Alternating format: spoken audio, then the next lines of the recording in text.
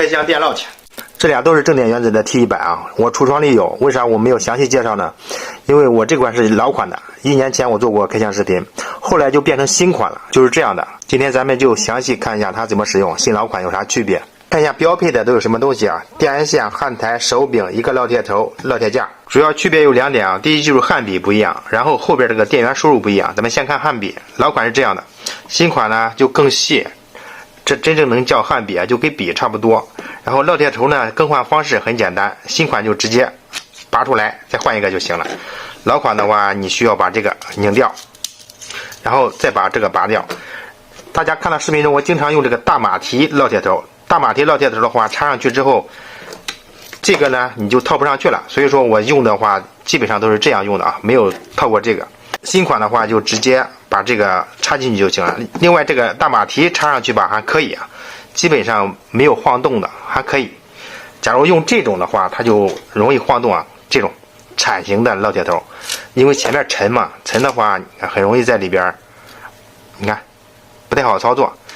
假如用这个新款的话，它这个比较紧，看插到底儿，它就比较好操作，比较紧。再看后边啊，后边区别就是这个外部输入这个短口，老款是 DC 口，新款是 Type C 口的。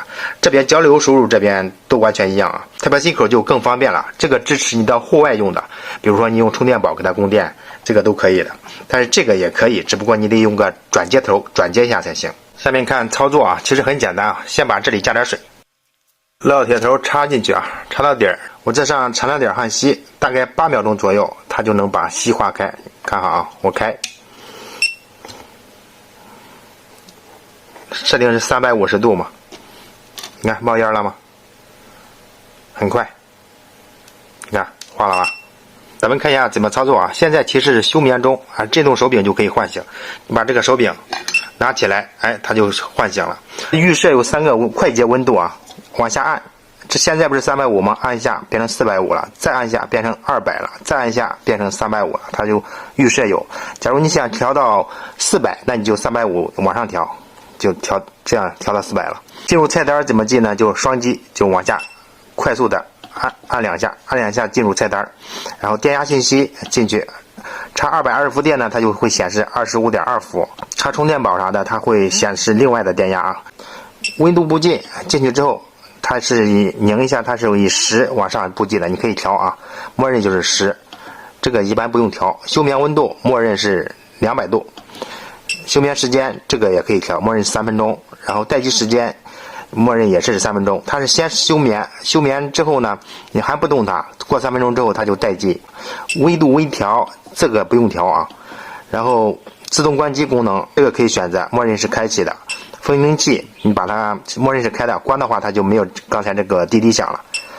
参数选择这个也是默认就可以了。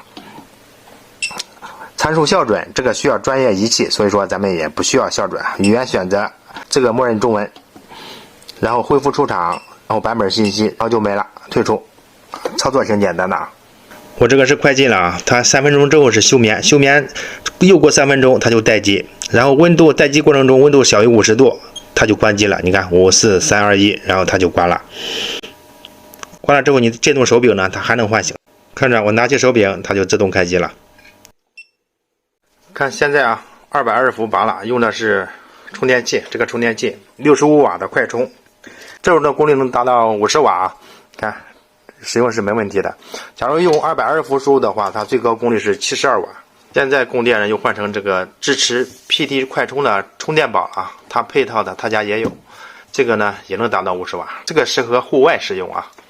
现在我把它换成大马蹄头了，这是支持的啊，因为这个大马蹄头还有这个铲型头是不是在他家买的，是在市面上买的，这个是完全支持的啊。有的朋友问我支不支持，我给他说先别买，我试完再给他说，看来是支持的。具体这个啥价格呢？因为套餐不一样，价格是不一样的。双11期间优惠力度很大，大家可以点开链接去看一下啊。好了，咱们下期见，拜拜。